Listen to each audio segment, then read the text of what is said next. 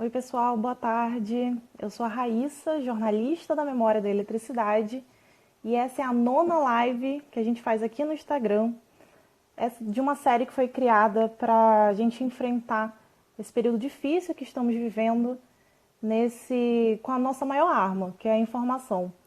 Essa série ela faz parte da nossa programação fixa, que acontece todas as segundas, quartas e sextas-feiras, sempre às 4 da tarde.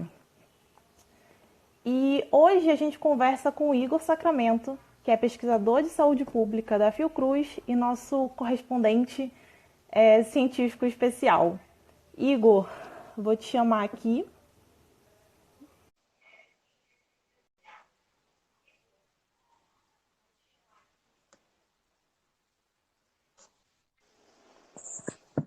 Oi, Igor, tudo bem? Boa tarde. Boa tarde, tudo bem? Tudo ótimo. Pessoal, vocês estão escutando tudo certinho comigo e com o Igor? Que aí, vocês dando ok, a gente já começa a nossa conversa.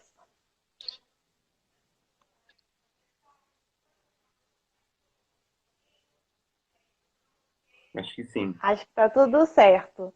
Igor, eu acho que para a gente começar, o nosso tema de hoje é para além da cloroquina. A gente vai ter Sim. um bate-papo sobre essas alternativas de enfrentamento, entender um pouquinho o que é a cloroquina e como é que ela ganhou tanto espaço e quais são as outras alternativas que a gente tem para esse enfrentamento. E aí eu acho que para começar, para a gente ficar todo mundo na mesma página, eu queria que você falasse um pouquinho de como que a cloroquina ganhou tanto destaque e o que se sabe hoje sobre essa substância.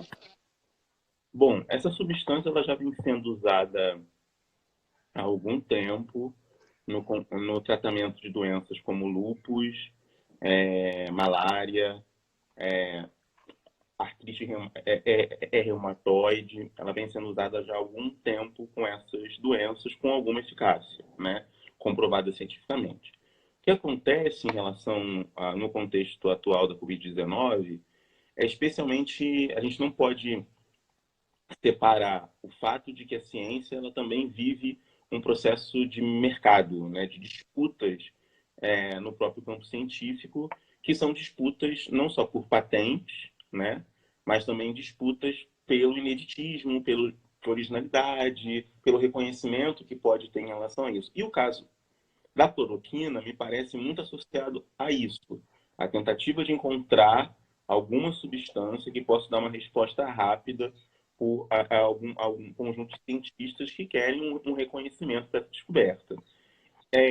Inicialmente, um grupo de pesquisa francês da Universidade de Aix-Marseille, que foi responsável por essa pesquisa, que é liderada pelo Didier Raoult, que é um importante e polêmico também infectologista, microbiologista, mas trabalha especialmente com doenças infecciosas.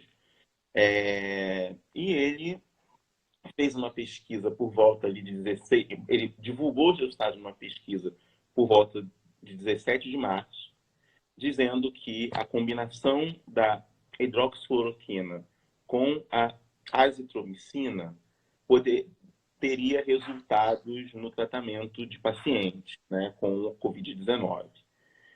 No entanto, naquele momento, a comunidade internacional rechaçou os resultados da pesquisa muito fortemente por conta do número de pacientes que foram utilizados na pesquisa, né? Foi menos de 100 pacientes naquele momento, então não tinha como você ter um espectro, né, de uma análise mais aprofundada a partir daquilo. Depois, ele refez a pesquisa e no começo do mês, ele divulgou os resultados dessa nova pesquisa, já envolvendo mais de 1.000 pacientes. Só que o problema da pesquisa dele, e que foi rechaçado também pela comunidade internacional, é um problema básico na pesquisa científica, especialmente biológica. Não há um grupo controle, né? É mais ou menos como a gente aprende o básico, né, de biologia. Você precisa de um grupo experimental, aquele que vai utilizar ou testar o fármaco, a vacina, enfim, qualquer tipo de biotecnologia, né, que está querendo ser testada, né, o grupo experimental, ou seja, que vai experimentar esse fármaco, essa biotecnologia, e um grupo controle que não vai utilizar, que vai usar placebo, por exemplo, né? Ele não fez isso. Então a gente não sabe, né, pela pesquisa dele, se o uso, essa combinação, esse protocolo, né, da combinação da hidroxicloroquina com a azitromicina, foi realmente a responsável pela melhora nesses pacientes. Nesse universo que ele pesquisou, né, é, de 10 pessoas, em torno de 1.000, né, 1% só veio a óbito, né, do que ele, o que é um número. Só que a gente não tem como saber como seria se não tivesse feito tratamento com a cloroquina. Acho que essa é a grande questão que ele não responde na pesquisa dele, né? Como seria sem a cloroquina? Como seria o tempo de recuperação sem a cloroquina? Será que o tempo de recuperação melhora mesmo? Então, e nisso os médicos são muito cautelosos em relação ao seu uso, né?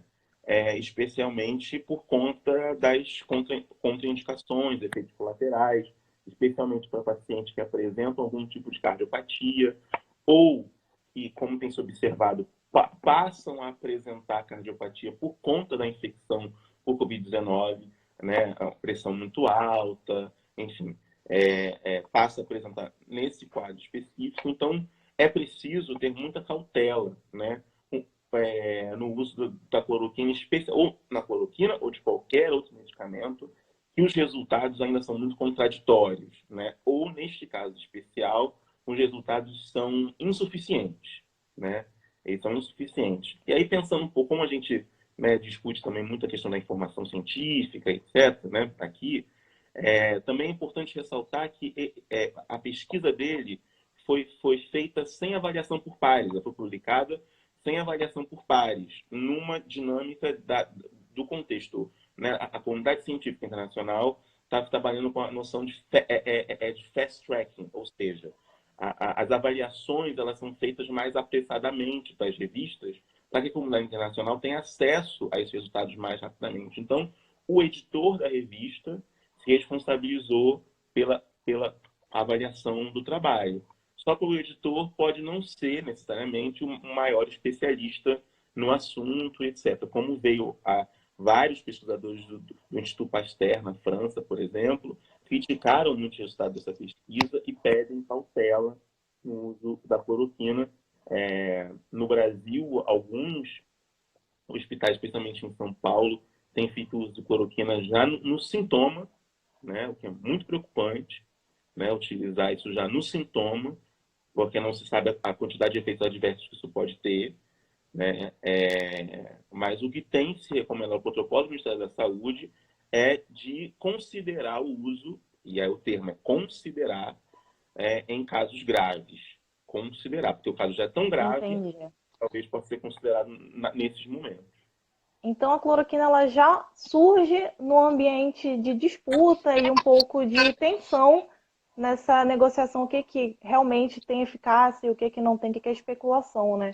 Mas no final do mês de março, o Ministério da Saúde ele distribuiu 3,4 milhões de cloroquina e hidroxicloroquina para os estados usarem em situações graves do coronavírus.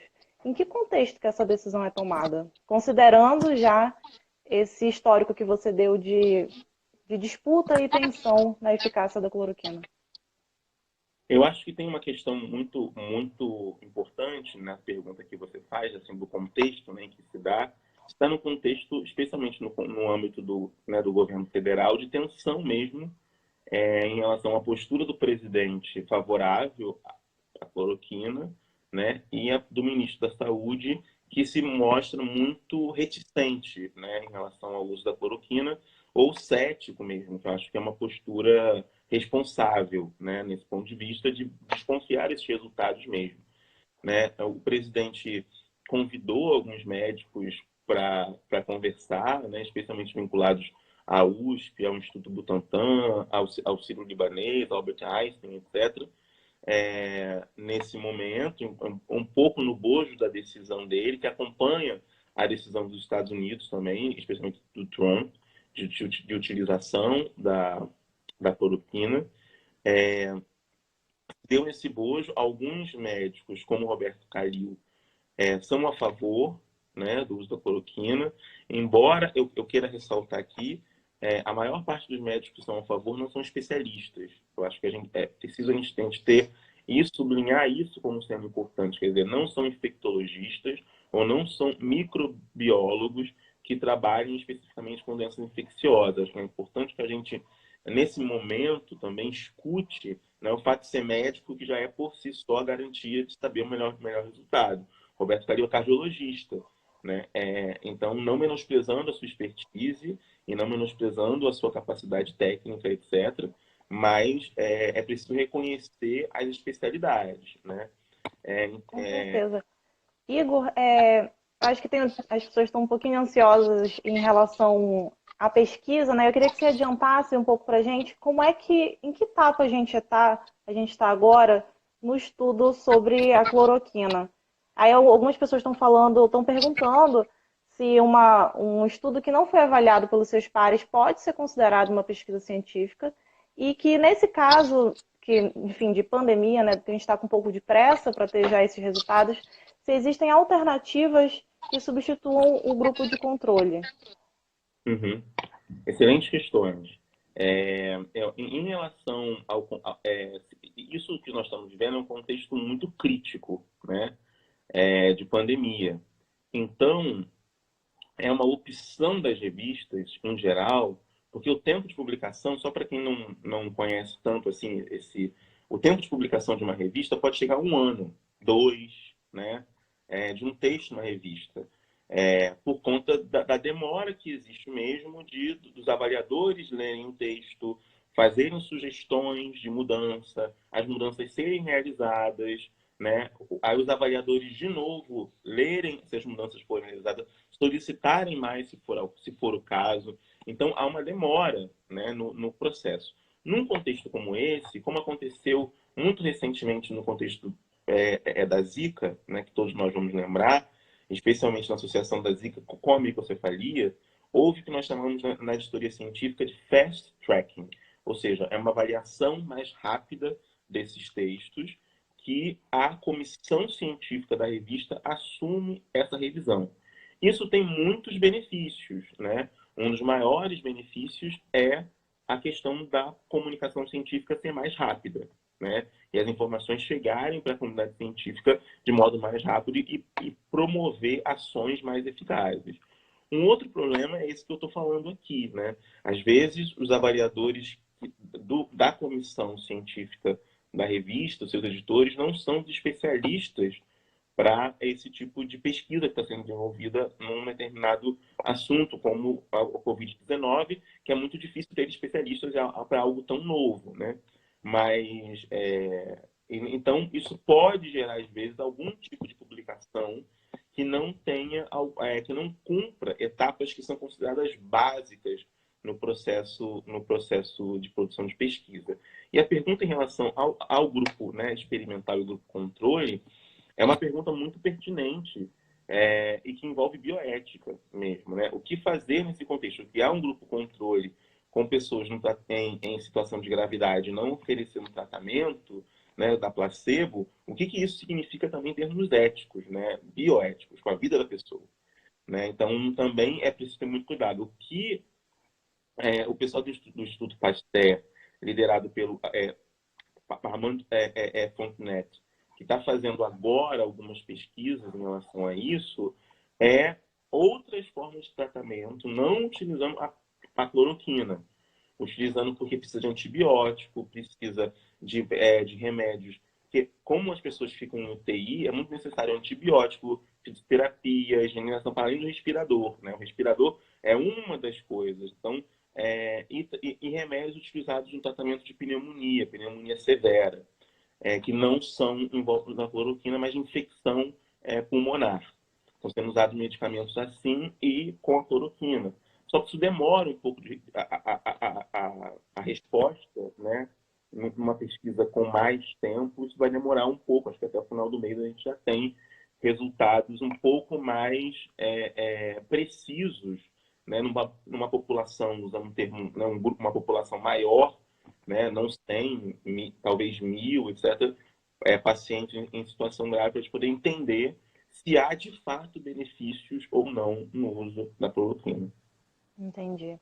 Igor, para além da comunidade científica, né, a cloroquina ela tá na boca das pessoas, ela tá nos grupos de família, ela tá nas correntes de fake news. E isso tem gerado uma corrida às farmácias.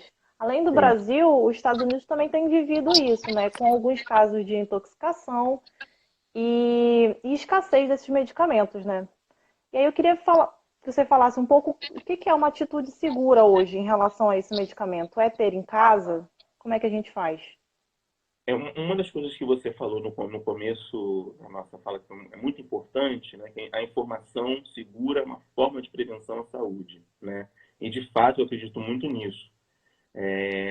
Então, a gente, primeiro, como princípio básico, automedicação nunca é bom, em situação alguma, né? Porque a gente não sabe o que a gente está tomando, a gente pode estar prejudicando também pessoas que realmente precisem desses medicamentos. Então, automedicação nunca é bom, em nenhuma hipótese alguma, né? A gente pode tomar atitudes preventivas, né? Como a gente está fazendo e tomando. Automedicação nunca é bom. E o primeiro que é muito importante, eu acho que a gente tem acesso à informação hoje mais do que há alguns anos. Então, ler. Eu convido as pessoas a lerem, né? Acho que mais em relação a isso, e não ficar com uma única fonte. Tem pesquisas muito sérias sendo feitas em relação a isso, em relação à cloroquina especificamente, no Brasil e no mundo. No Brasil, especialmente, a USP tem feito pesquisas em relação à cloroquina, para observar. No mundo, eu já falei, né? Falei um pouco dos Estados Unidos, mas especialmente da França, por conta, né, desse ambiente de disputa e crítica que é pertinente ao campo científico. Então, o momento é de cautela em relação a esse uso. Ele não existe cura para a Covid-19, né? O que está sendo feito é o que a gente chama de tratamento colateral, ou seja, tratamento para os efeitos da infecção, né? Não necessariamente que vão atingir a infecção de fato. Então, não há nenhum estudo ainda, um medicamento único que responda. Quando se usa cloroquina, isso que talvez as pessoas confundam, quando ela é usada dentro de um conjunto de outros medicamentos. Ela não é a única. Ela é combinada com Isso é muito importante. ela é combinada com outros medicamentos que só o médico pode avaliar a partir de casos específicos, né? Então, ela não é um milagre, né? Quando ela tem algum tipo de eficiência, né? Ela está sendo utilizada dentro de um protocolo médico, a partir do histórico do paciente, de históricos de outras doenças que esse paciente pode ter, né? Se ele tem, enfim. Então, você vai observar ali especificamente. Então, é preciso ter muito cuidado com acreditar que é uma pílula, que é um remédio milagroso que vai curar ou prevenir uma doença. Ele não faz nada disso. Ele contribui no tratamento dos efeitos colaterais. Acho que tem um aspecto legal, é que a cloroquina, ela é efetivamente um medicamento que ele é usado para tratamento de outras doenças, como é o caso do lúpus e também da malária. Você tinha citado ali nos bastidores um pouquinho disso. E aí, o que a gente tem visto, acho que talvez não aqui no Brasil, eu não vi nenhuma notícia relacionada a isso, mas nos Estados Unidos, pessoas que precisam desse medicamento de uso contínuo, não estão encontrando e estão tendo problemas para tratar, assim, as doenças que de fato esse medicamento cura, cura não, mas ajuda no tratamento. E tem também um aspecto que é legal, acho, de falar, que é esse medicamento, ele tem um índice de toxicidade muito alto. E ele tem reflexos, né, que para as pessoas que tomam sem um acompanhamento de um protocolo médico, de uma junta, como foi orientado pelo Mandetta, né, de terem esses problemas. Aí queria que você falasse um pouquinho disso. Acho que é importante estar falando porque é um tratamento, é um medicamento muito tóxico que agride muito fortemente o fígado. Então, pessoas que têm doenças hepáticas, por exemplo, elas não podem utilizar ou se usar deve ser com acompanhamento médico contínuo. Porque você pode, de repente, alguém que e doenças hepáticas são muito silenciosas. Então, a pessoa pode não saber que tem hepatite, alguma hepatite, por exemplo, né? Então, você vai usar um remédio como esse, que é muito tóxico e que vai sobrecarregar o fígado de uma maneira inimaginável para aquele corpo, ainda mais um corpo que já tem alguma patologia hepática, né? Que pode ser desconhecido do paciente. Pode ser desconhecido, né? No caso da hepatite C, por exemplo, ela fica anos, o paciente não consegue perceber, ficando assintomática, mas o fígado está em processo de degeneração. E também se tem problemas em relação a pessoas com cardiopatias. Então, tanto pessoas que têm doenças hepáticas, quanto as que têm problemas de coração, das suas várias formas, desde pressão alta, é, é, a colesterol alto, etc., ela aumenta a pressão arterial, né? Então é preciso o uso dela tem que ser com muito cuidado, né? Porque você pode estar na ilusão de beneficiar algo, você pode estar prejudicando um conjunto de outras coisas. Então, por isso, a recomendação do Ministro da Saúde, muito responsável, é pelo uso numa junta médica que vai olhar ali o específico. Esse sujeito aqui, esse corpo aqui, o que ele pode utilizar. Então, não é possível, no momento não há um, um medicamento único, né, para todos. Isso não existe, é preciso ver caso a caso. E esse é o desafio Então, da COVID-19. com certeza. Então, o resumo da conversa até agora é que, além da gente estar num estágio muito inicial da pesquisa sobre a cloroquina, ainda tem um monte de fatores que desaconselham o uso sem esse acompanhamento médico extremamente supervisionado. Sim, extremamente supervisionado. Igor, agora a gente está entrando num. Esse bloco foi mais ou menos para contextualizar, para colocar a gente na mesma página. A gente está entrando agora num bloco sobre desinformação. A primeira vez que eu ouvi falar sobre a cloroquina, ela foi no meu grupo da família, que já é famoso, muito associado à corrente de fake news e, enfim, desinformação em geral. E aí eu queria saber se existe um motivo para a cloroquina estar tão associada a esses discursos. Eu acho que acho que primeiro vem o respaldo das autoridades governamentais, né? Especialmente quando o presidente faz campanha pela cloroquina e coloca no seu discurso. Eu acho que isso produz uma expectativa nas pessoas de salvação, né? Achar um remédio que vai nos salvar. Eu acho que isso também é uma questão e um problema para a gente pensar no modo como esses discursos vão se espalhando e ganhando relevância. Eu acho que também tem uma outra questão que é a espera de um milagre, né? As pessoas, na verdade, elas esperam algo, ainda mais num contexto grave como esse, que é uma salvação imediata e rápida e urgente, etc. e tal. Mas é muito difícil, nós estamos lidando com um contexto porque ao mesmo tempo que a ciência ela tem que dar resposta rápida, quanto mais rápida a resposta, maior o risco dessa resposta ser menos efetiva, né, e ter mais problemática. Então, é preciso de muita cautela, de ética na pesquisa. Estamos lidando com vidas, então fazer uma pesquisa muito acelerada, muito rápida, pode gerar muitos problemas, né, para essas vidas.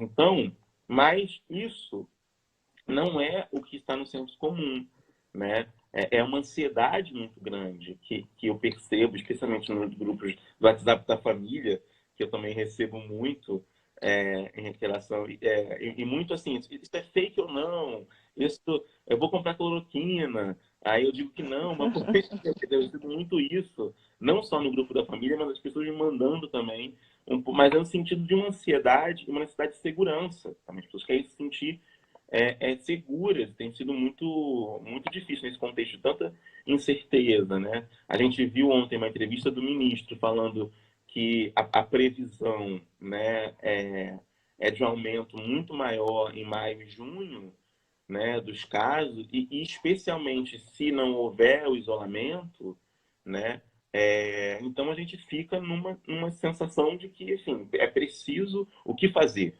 né? Então, nesse o que fazer, aquilo que parece ser uma resposta rápida, mesmo que as pessoas às vezes, elas não entendem, como eu estou tentando contextualizar aqui, o próprio funcionamento e a dinâmica da pesquisa científica, que tem um rigor muito grande. É necessário esse rigor, especialmente quando lidamos com a vida das pessoas. Com certeza. E essa situação que a gente está vivendo hoje de ansiedade por essa cura que vem do nada e ela é fácil, e ela é barata, e ela é acessível, a gente já viveu em outras situações. Não é a primeira vez que isso acontece, né? E essas situações muitas das vezes se revelaram grandes fracassos, sem nenhuma base científica dando respaldo. A pílula do câncer é um grande exemplo disso. E aí eu queria que você falasse um pouquinho dos paralelos que a gente pode traçar nessas duas situações.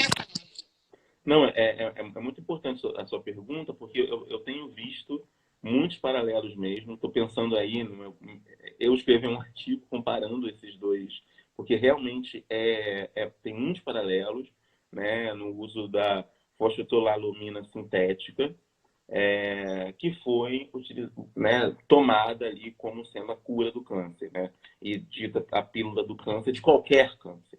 Isso em si já é uma preocupação, né? Em ponto de vista científico. Como é que pode uma única pílula, um único fármaco, um único medicamento, ele poder ser completamente distintos, desde os mais complexos aos menos complexos, sendo tratados pela mesma forma, pela mesma substância? Isso já leva uma desconfiança, né? Ou pelo menos deveria levar a uma desconfiança. Mas também, ao mesmo tempo, você está lidando com vida e morte. Ainda mais numa doença com a complexidade que o câncer tem, né? Você está lidando com vida e morte. Então você cria aí uma tentativa, uma esperança, não só para os pacientes, mas também para as famílias, para os amigos, os entes queridos, etc., das pessoas que estão nessa situação. Eu acho particularmente muito responsável e antiético esse tipo, quando circulou esse tipo de esperança, né?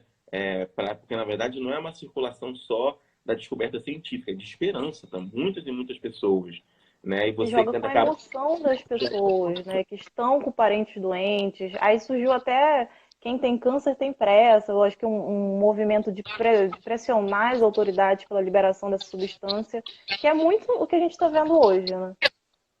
Exatamente. Então fica numa sensação que a sociedade civil, no seu direito, obviamente, pressiona o Estado, né, para isso a partir de uma pesquisa que foi divulgada. A gente também vive, né, num contexto de enorme mediatização e de publicização das pesquisas científicas, o que por um lado é muito bom, né, porque mostra a importância da pesquisa científica, a necessidade cada vez maior, no caso do Brasil, de investimento em pesquisa, para a gente poder ter respostas mais rápidas, mas também, por outro lado, acaba sendo complicado por conta da difusão de fake news, né? Como no caso especificamente da pílula do câncer, assim chamada pílula do câncer, que gerou uma enorme ansiedade, gerou uma enorme esperança nas pessoas, desejo por essa cura, e acabou em movimentos nas redes sociais, movimentos junto ao Congresso, que aprovou o uso na época, embora a Anvisa não tenha aprovado, o Congresso aprovou. Quer dizer, então você tem uma grande questão que parece que o Estado não aprovar é quase uma dívida moral, não é mais a ordem da ciência. É uma questão moral do certo e errado, do bem e do mal, não é uma questão da ciência. Porque dizer para pessoas numa situação como essa, olha, essa pesquisa está furada, essa pesquisa não tem todos os critérios do rigor científico aqui. Dizer isso para pessoas que estão nessa situação de desespero é muito difícil. É muito difícil. Né? Elas podem achar que a gente, né, como cientista, está escondendo alguma coisa, etc. Então, isso é muito difícil, né? Mas é muito importante também, nesse processo de publicização da ciência, que as pessoas conheçam um pouco como funciona o método científico, como que as pesquisas já devem ter rigor, para esse tipo de serviço não aconteça mais. Com certeza, eu acho que conhecer esse processo ajuda muito a identificar o que é uma fake news de cara só pela manchete e o que não é, o que pode realmente ser uma pesquisa frutífera, né? E aí, além ajudar a gente, queria que você ajudasse a gente a olhar um pouquinho além da cloroquina, que eu acho que é o grande propósito dessa conversa de hoje.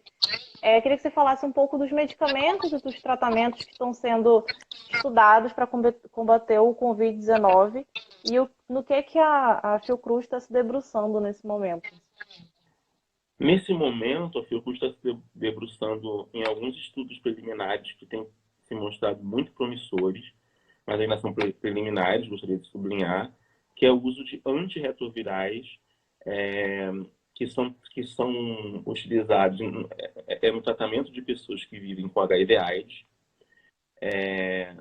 E os estudos preliminares mostram que quando as pessoas tomam, os pacientes com Covid-19 tomam esses antirretrovirais, eles têm uma redução muito significativa do vírus no corpo, um enfraquecimento muito significativo do vírus no corpo.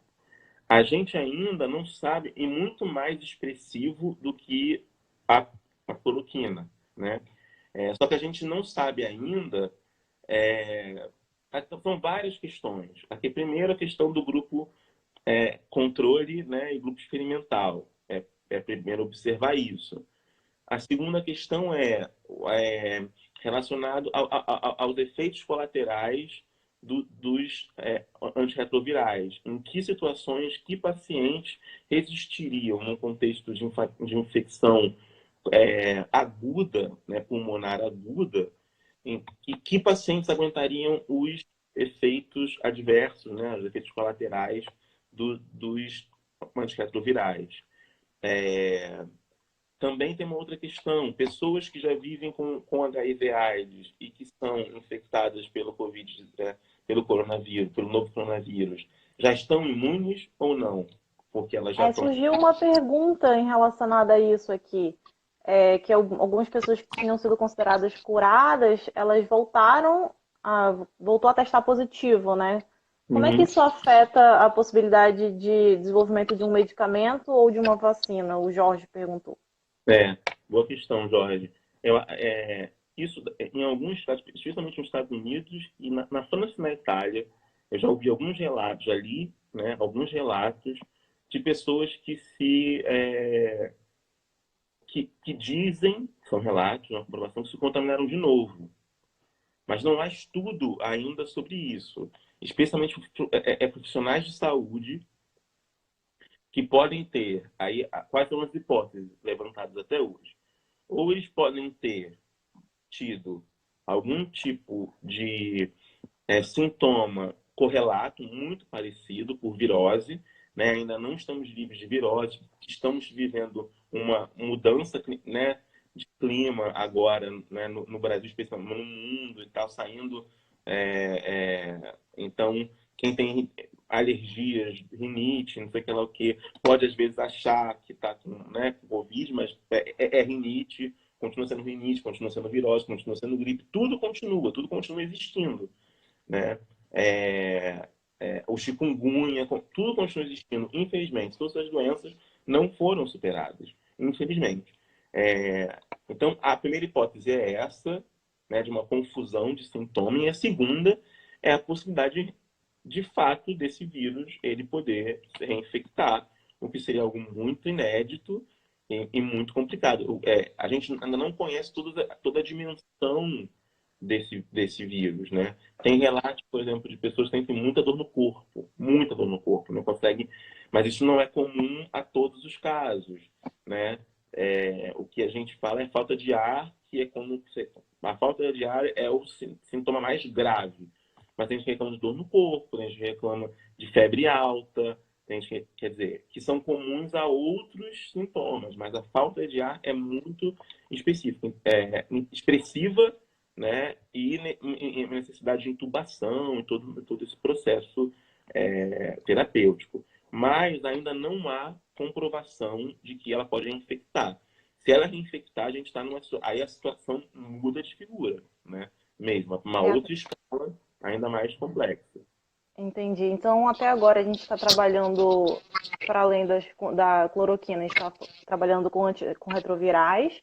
Eu tinha Isso, lido também alguma coisa sobre a utilização de plasma, de isso. pessoas que superaram, né, já o Covid-19, então doam esse plasma para pessoas que ainda estão enfrentando. Como é que tá isso? Esse tipo de pesquisa está avançando. A gente não tem um protocolo específico na Anvisa especificamente para o uso de plasma. Nos Estados Unidos isso tem avançado, as pessoas estão doando.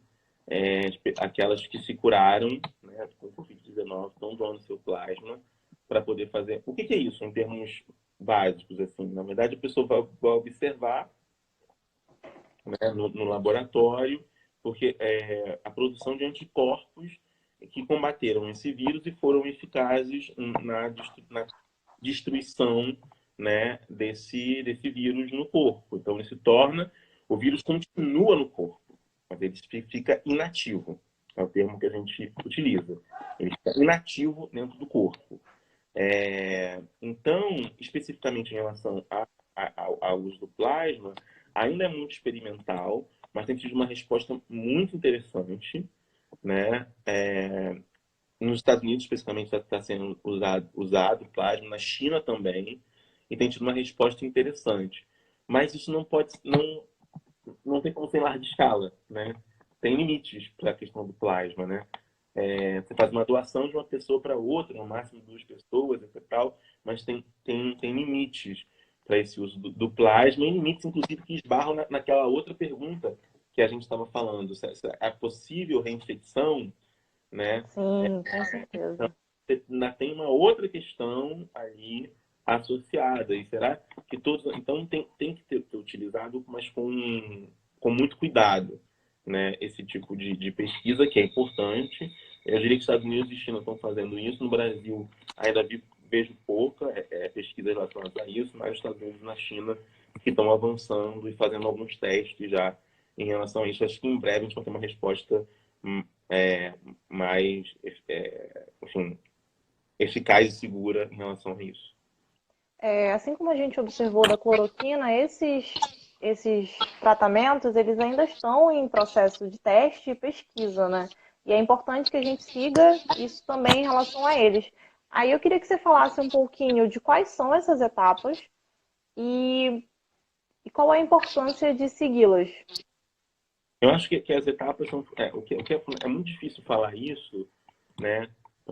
Mas o que é muito importante é aguardar agora. A gente precisa aguardar e precisa de outras medidas que permitam esse aguardar, que é o isolamento, é a quarentena.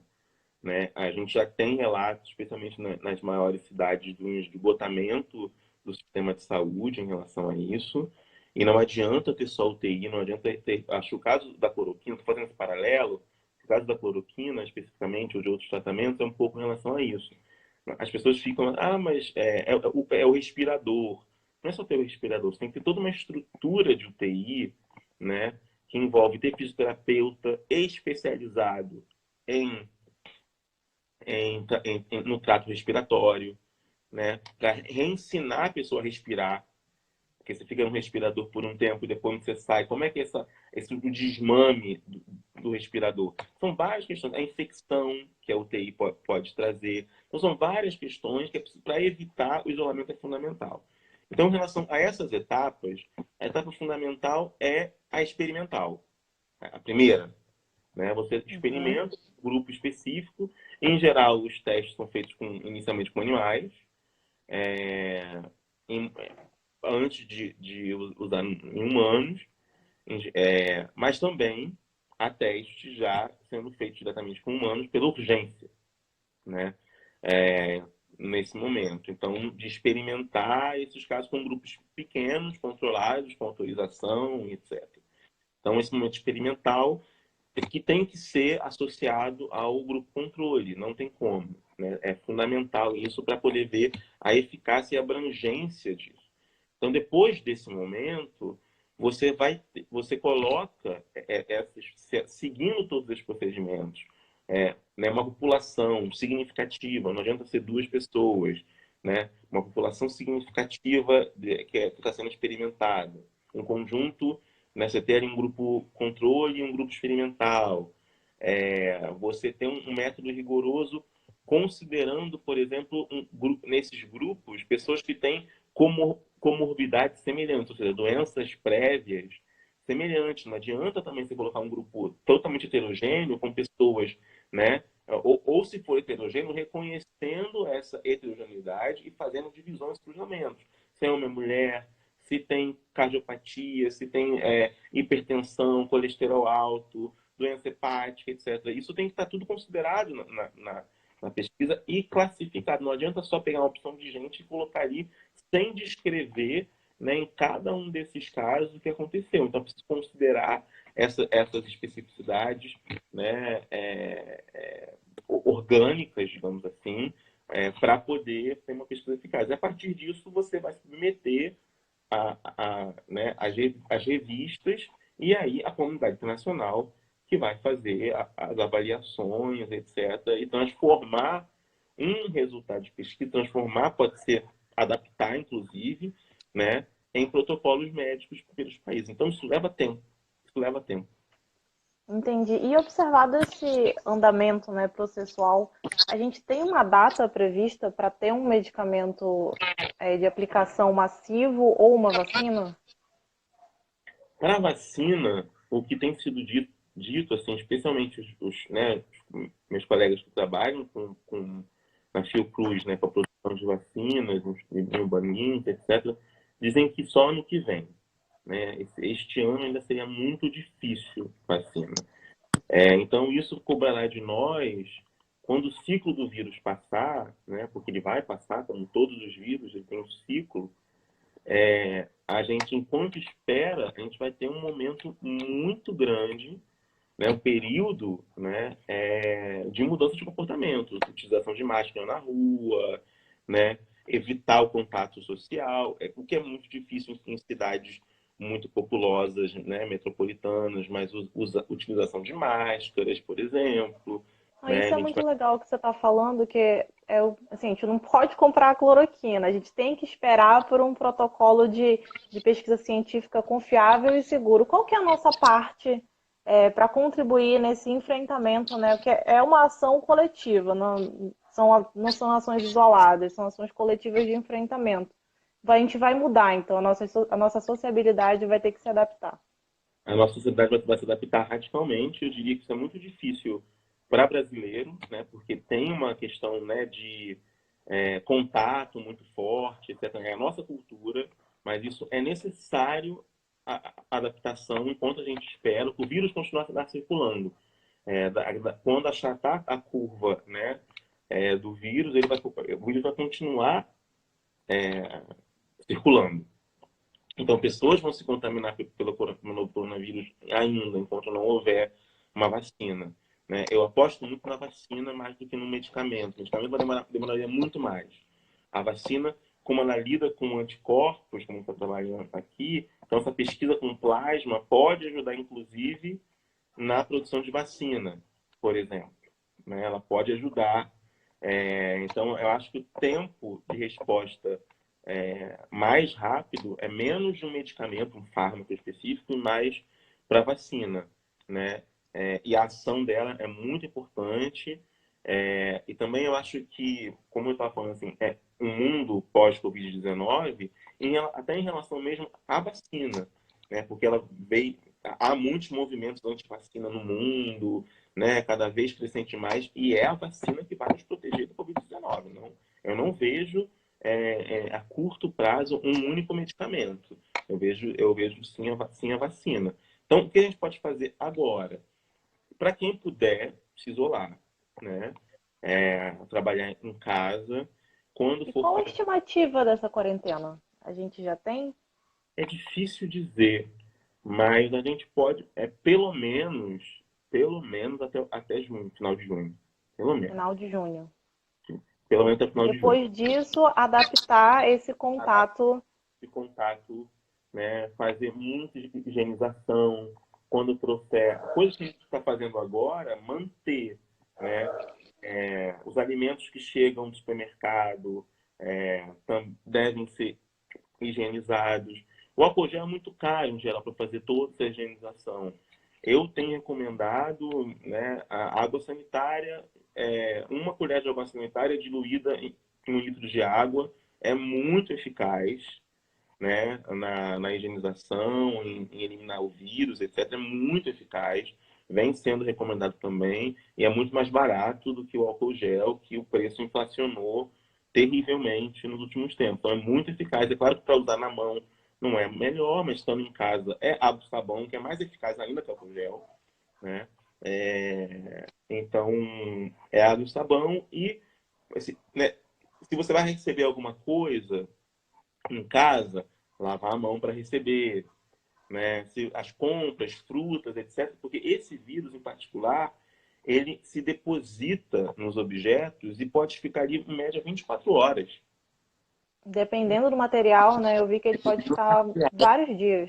Vários dias. Dependendo do material, vários dias, né? Então é preciso ter muito cuidado, assim, com o manuseio, com a exposição. Já me perguntaram, mas eu não posso correr, por exemplo, não aguento ficar em casa, eu vou correr na praia. Melhor não, né? Melhor não.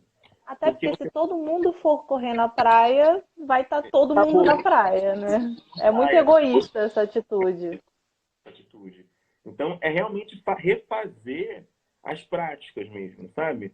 Então, até que é muito egoísta. Eu quero malhar, é como se a importância fosse não a coletividade. Nesse momento, o importante é a coletividade. E garantir que pessoas em situações mais vulneráveis, né, com menor rendimento, ou em situações de desemprego, tenham condições também, nesse momento, de se cuidar, né? Porque cuidar tanto fisicamente, mentalmente, em relação à alimentação, a não passar fome, quer dizer, então são desafios muito grandes que a gente vai passar nos próximos meses, mas é fundamental se isolar, só sair de casa para as coisas assim mais essencial possível e de máscara.